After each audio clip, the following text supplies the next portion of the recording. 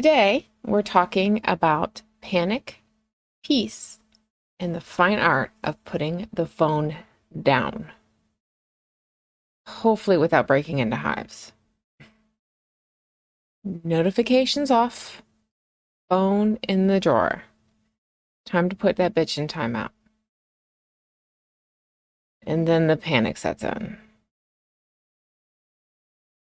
But what if that tiny unplug could actually be your win of the week? So let's do our weekly check-in. I managed to sneak in some strength training, which has made my legs absolutely furious with me.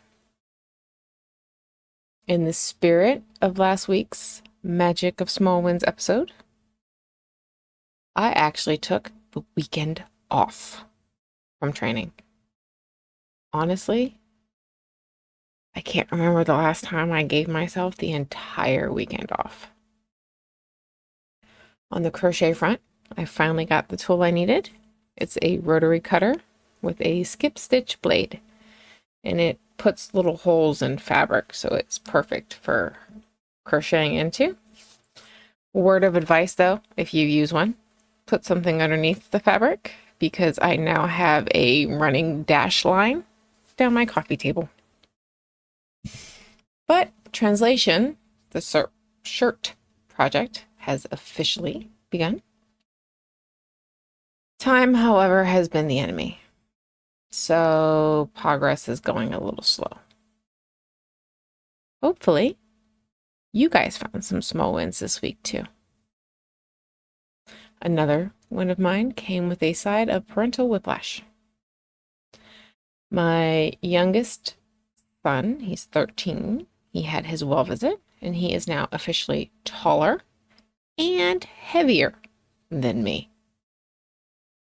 Something that was once inside of my body is now bigger than my body. Freaky. Another one of my wins actually involves you guys. I gained another follower on Apple Podcasts, so welcome aboard. And I changed, washed, dried, folded, and put my sheets away in the same day. Go me. And then I had to reward myself with a Twinkie for that one, because priorities, right? So why is it so damn hard to put the phone down? It all comes down to this little thing that they call the dopamine loop. Every ping, ding, or notifications is your brain's version of a latte and a cookie, or a brand new pattern book from your favorite designer. It's screaming, yes, more please. From a neuroscience angle, those alerts light up your brain's reward circuitry, releasing the dopamine. And that's the same chemical that reinforces habits like when you get a bag of chips or checking for likes. And when you suddenly unplug, panic mode. Your brain starts screaming, wait, what if I miss something? I want my latte. Then there's the classic FOMO, FOMO, fear of missing out. Your brain convinces you that if you're not constantly scrolling, checking, or refreshing, someone, somewhere, is having a breaking news moment or a drama explosion you won't witness, or that something's happening in the world that you need to prepare for just to keep your anxiety in check. So research shows FOMO can actually drive compulsive social media use. It feeds the cycle. So yeah, when you're sitting there doom scrolling, it's basically your brain begging for that latte. And yeah, sometimes it feels like we've all developed a little social media flavored anxiety disorder, just trying to keep up. But spoiler alert, the drama will still be there when you come back. Chad from high school didn't suddenly become interesting. Neither did your grandma's post that probably should have been a private message. And even if Chad magically did get interesting, remember, the internet is forever. You can always catch up on the highlight reel. Your notifications don't actually have a backstage VIP passes. I promise. Let's get to this week's Stitch Happens, the Great Sheet Saga. So like I said in the beginning, this was Sheets Week. Every couple of weeks, I try to change our sheets. Simple, right? Well, apparently not to my co-producer, Sky. You know, the one that's normally running amok during recording. Even though she had the audacity to spill catnip all over the bed, she decided, because said bed was covered in catnip, that she did not want the sheets changed. She wanted to be like Scrooge McDuck, but instead of swimming in his gold coins, she wanted to swim in the catnip that she dumped everywhere.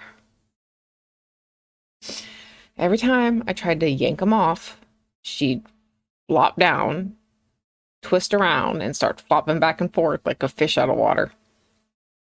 So I had to do the whole pet her until she stops flopping, pick her up, move her to the other side of the bed. You know, bribery for cats. And then I'd have to do it over again. When I did the blankets, when I did the fitted sheet, repeat, wash, rinse, repeat. So what should have been a 10-minute job turned into a 30-minute adventure full of purring, flopping, bribery pets, and me thinking, yep, this is what adulting looks like sometimes. I should really evaluate my life choices. But Sky didn't file a union workers complaint yet.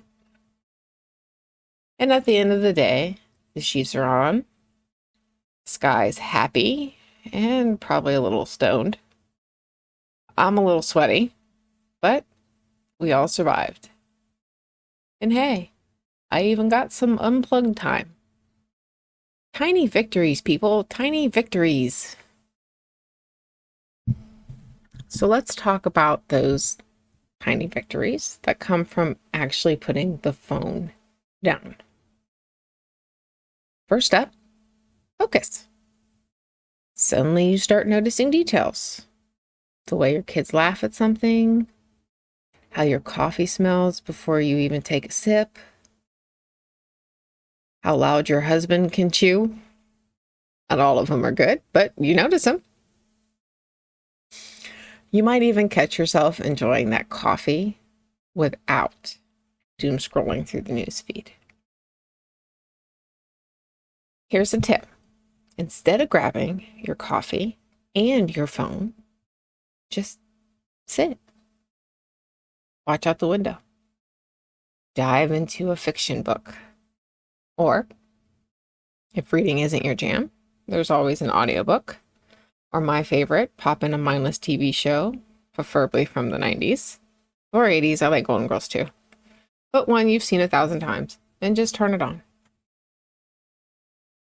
Take that first cup to center yourself before you even think about touching notifications.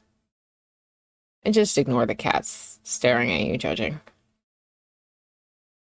Next, stress reduction.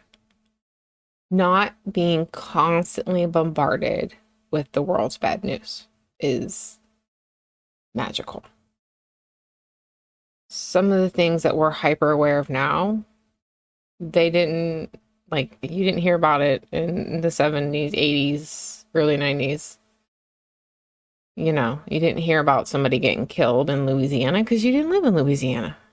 You only got what was on the local news. But now, It's everywhere in your face repetitively. Think about it like a boogeyman. If you stare at scary stuff all day, you're going to expect it to jump out at every corner. And just like we talked about there being no perfect parent, there's also no such thing as 24/7 doom.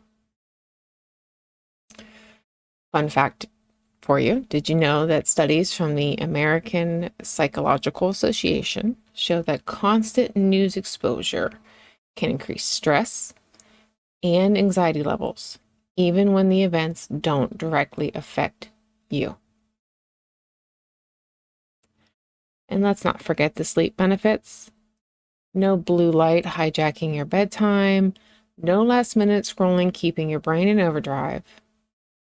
Your brain has a chance to finally rest. So, Harvard Medical School research has actually confirmed that blue light from screens can suppress melatonin production.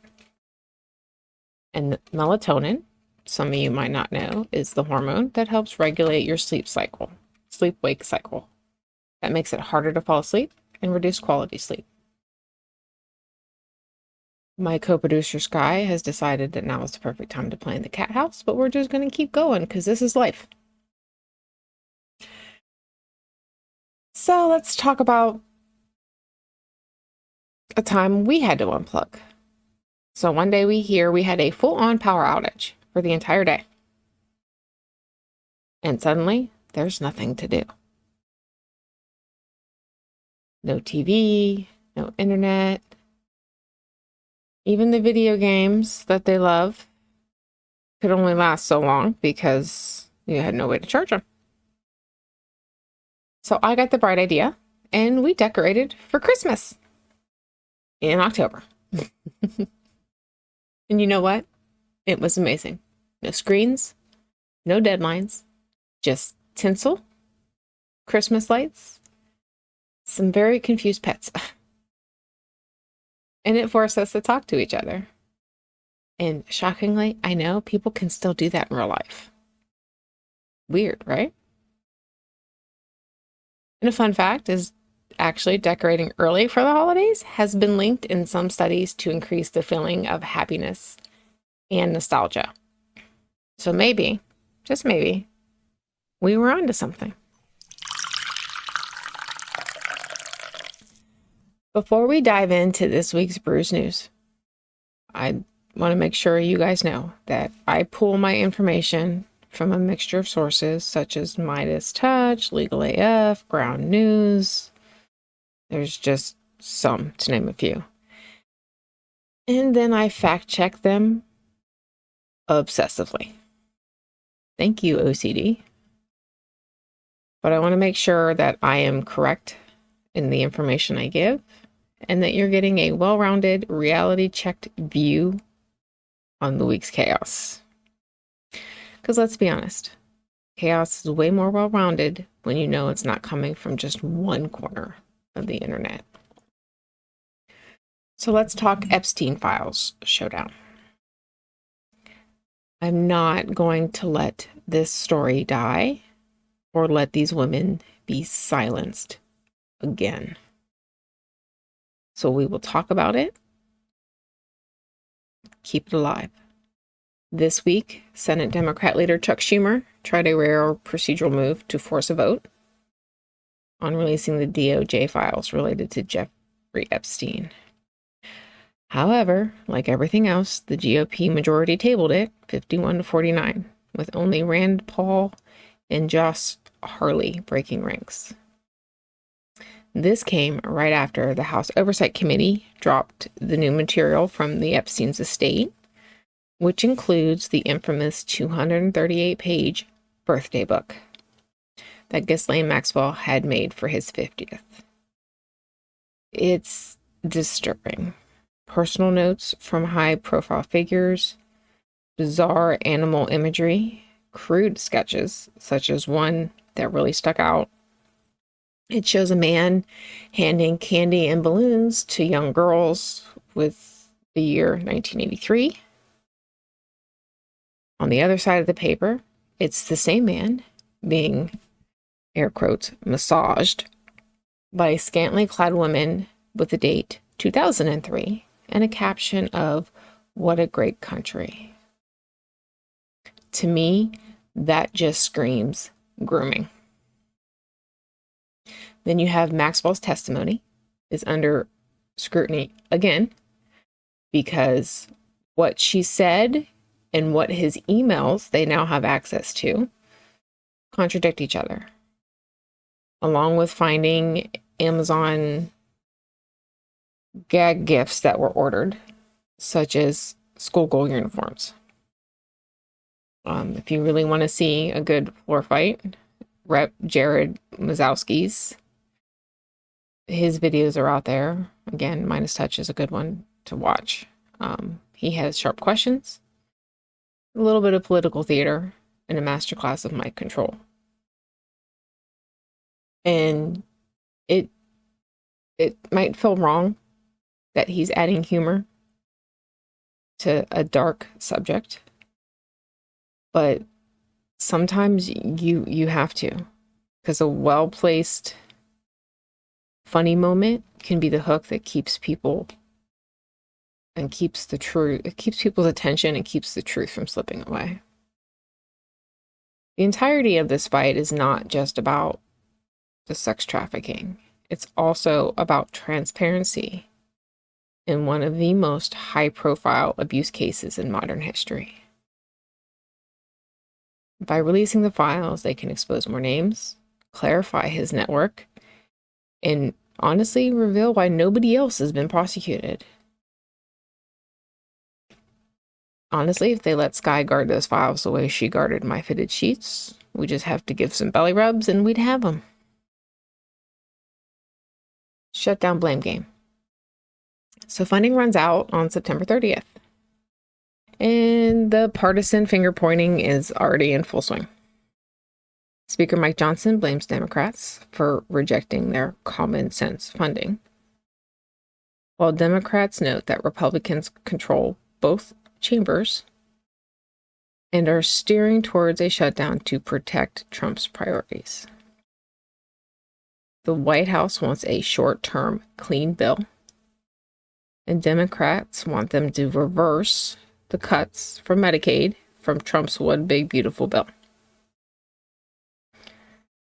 Meanwhile, the ICE raids are really hitting the economy. An example of this was Hyundai's $4.3 billion Georgia battery plant.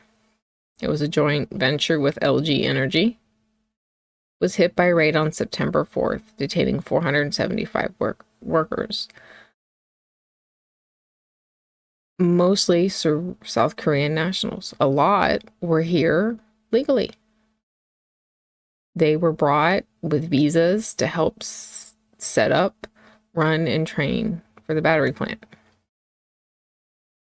By doing this raid, they delayed the opening by 2 to 3 months, and it had a trickle-down effect as it also paused at least 22 other U.S. projects tied to the Seoul-based companies.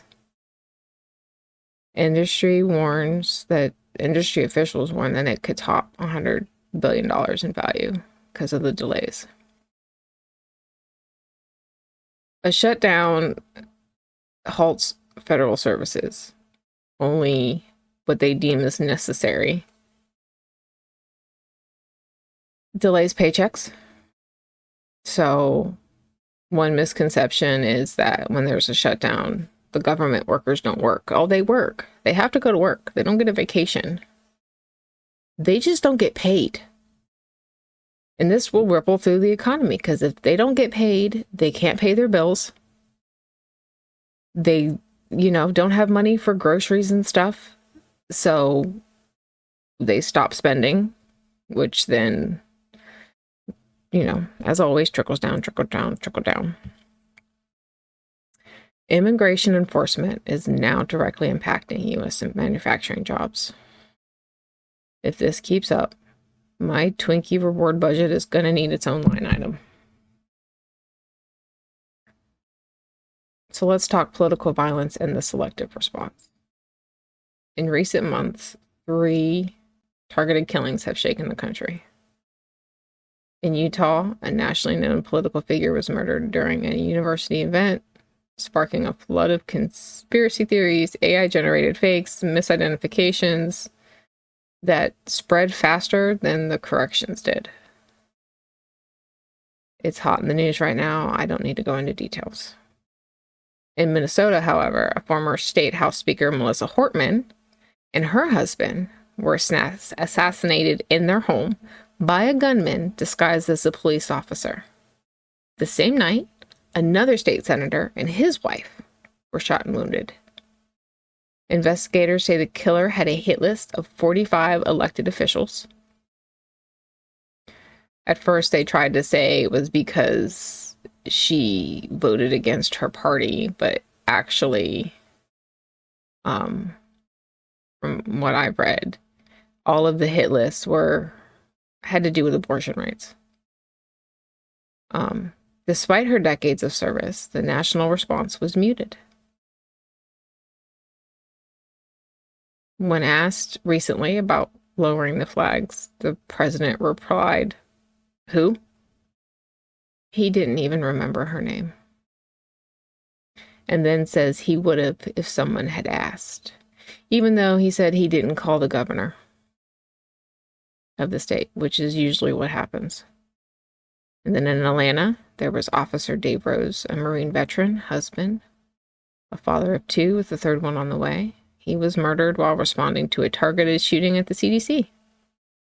The gunman fired nearly 200 rounds into 6 buildings before killing himself, forcing a full-day lockdown. So here's the contrast. One killing drew immediate presidential remarks. Flag lowering, national civilian honors, the works. Others, despite the scale and sacrifice, got no flag lowering, no Oval Office address, and barely a headline. If the national spotlight can shine so brightly for some and go dark so quickly for others, then it's up to us to keep that light burning by talking about it, by saying their names. Because forgetting is exactly how the cycle keeps repeating. So now for our quick pour. We're going to do a quick, snappy, the economy right now. Jobs. August added 22,000 jobs, which is actually the weakest in years.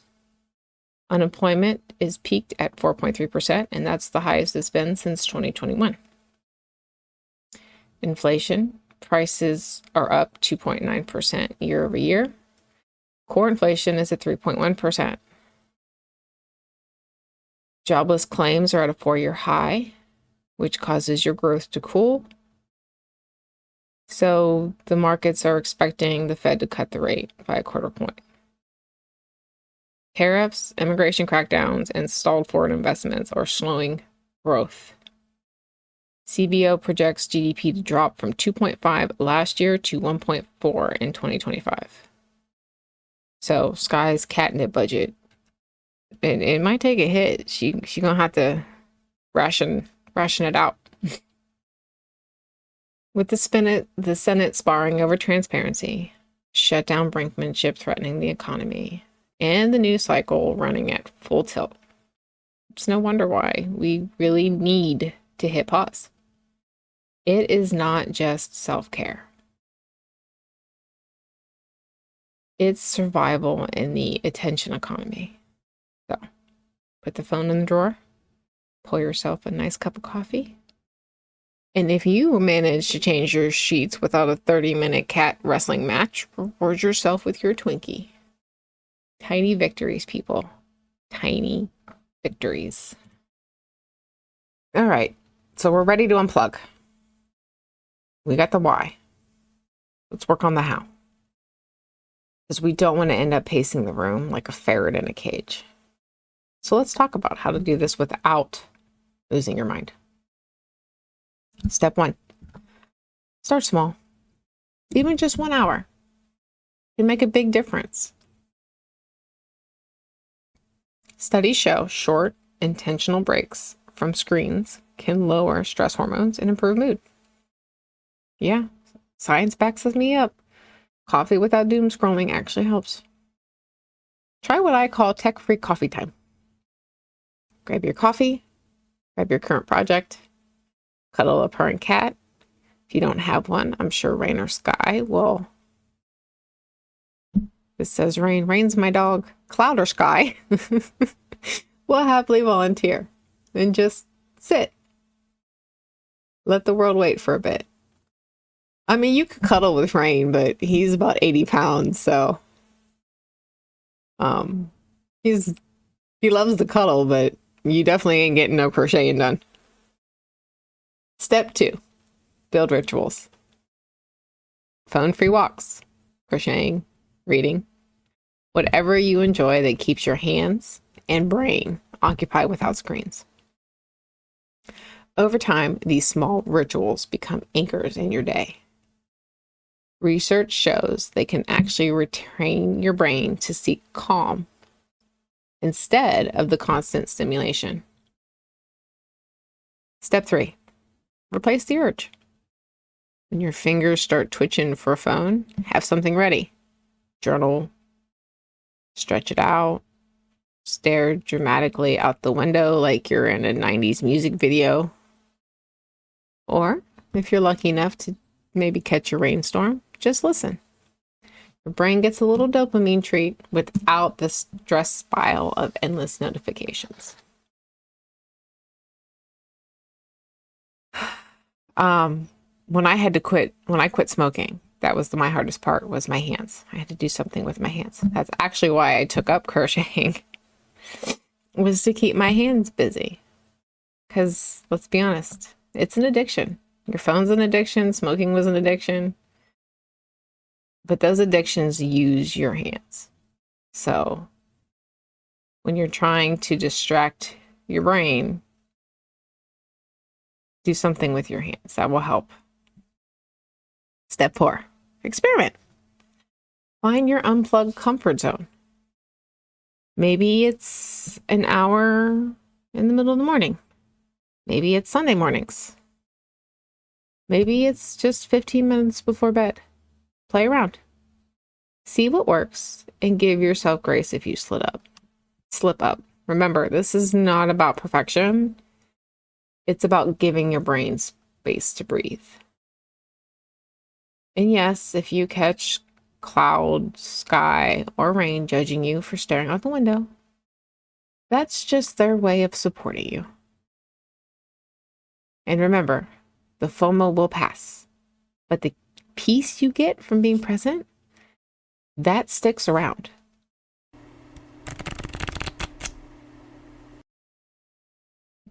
Time for Shuffle Happens, the tarot card of the week.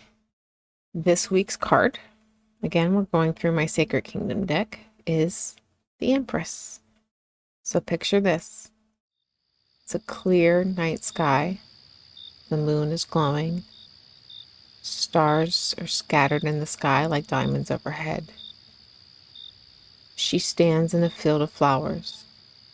The lower half of her body is wrapped in a half-flower cocoon. In front of her is a single pole topped with a bright, glowing light. It sits about waist level. Her eyes are closed in quiet meditation. Her bright white hair is it's drifting in a gentle breeze. A luminous crown is gently resting on her head. Red flowers dot the ground. Pink blossoms wrap around the cocoon. And white blossoms rest on her shoulders, going up into her hair. It's serene. It's nurturing. It's the kind of scene that you can almost take a nice deep breath in. So her keywords when she's upright is creativity, nurturing, and abundance. When she shows up reversed, it can stand for stagnation, overextension, and lack of growth. Well, so how does she tie into unplugging? The Empress reminds us that abundance doesn't just happen when you're endlessly scrolling. She's all about tending to the garden, both the one around you and the one inside you. Research from the University of Pennsylvania and the APA, American Psychological Association, show that reducing social media use to about 30 minutes a day can improve well-being, lower loneliness, and depression scores. Other studies link digital detox periods to increased creativity, better problem solving, and those are the qualities that the Empress embodies. When you take a step back from screens, you create a space for your creativity to bloom and your mental well-being to thrive. So take a moment with her this week. Maybe journal about how you can nurture yourself and your digital habits. Could it be a phone-free morning coffee, a tech-free walk? Even just giving yourself a moment and permission to just stop and breathe without notifications. Think about what abundance looks like in your life and how unplugging might be the sunlight and water it needs to grow.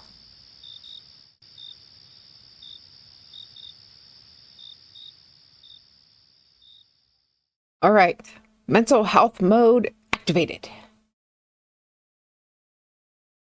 One of the biggest wins from unplugging, less comparison. When you step away from the screens, you're not just measuring your life against someone else's filtered perfection. Life is filter free, my friends. So do not compare your apple to their orange. And remember, your apple probably has better Wi-Fi anyway. So it's been noted from research from the Cleveland Clinic that social media use can trigger unhealthy social comparisons, which are linked to lower self-esteem, higher rates of anxiety and depression. Taking a break from the platforms can reduce those effects. We all know that. But knowing and doing are sometimes two separate things. But you also get more grounding. You make a space to actually hear your own thoughts. Maybe that looks like a nice hot bath, glass of wine, if that's your thing. Not for me, but hey, you do you. I'll take my coffee. Or throwing on your comfort show. Friends, Golden Girls, whatever. I Love Lucy. I love that one. For the 100th time. While you crochet. Fold laundry. So you can just kind of zone out and exist. Studies on digital detox show that it can increase present moment awareness and mindfulness, which again reduces stress and improves mood. But here's the key takeaway from all this. It's not about deleting the apps forever. You don't have to quit Facebook. You don't have to quit Instagram. I don't really do TikTok. I'm trying. But you don't have to quit TikTok. It's about reclaiming your control over them and not letting them control you. Remember, when our kids were younger, we set screen time limits. We kind of have to do that for ourselves. A little structure, a little unplugged time, and suddenly your brain will feel like it's had a mini vacation. Even just short intentional breaks, just as little as 30 minutes, have been shown to improve well-being and reduce symptoms of depression. And as somebody who has major depressive disorder, anything I can do to make that not as bad, it's worth it. And honestly, it's something that we all deserve. All right, that's a wrap for episode 8. I managed to get my recording done before anybody woke up, so another win for me. Remember, tiny win is the message here. Unplugging doesn't have to be dramatic to matter. Even a small break from screens is a win, and it's momentum you can build on. Just like last week when we talked about small wins. Start small and build on it. So here's my challenge to you.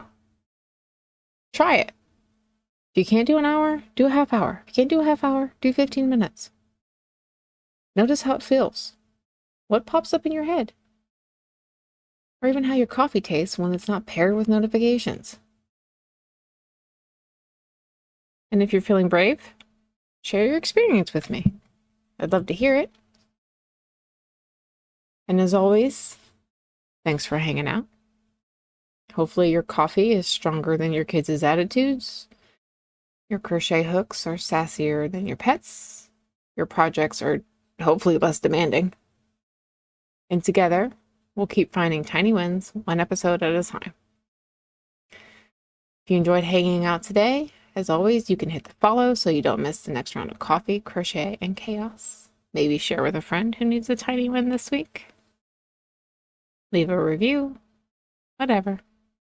I'll catch you next week for more laughs, life, and always a little chaos. As I always say, keep your stitches sassy and your coffee strong.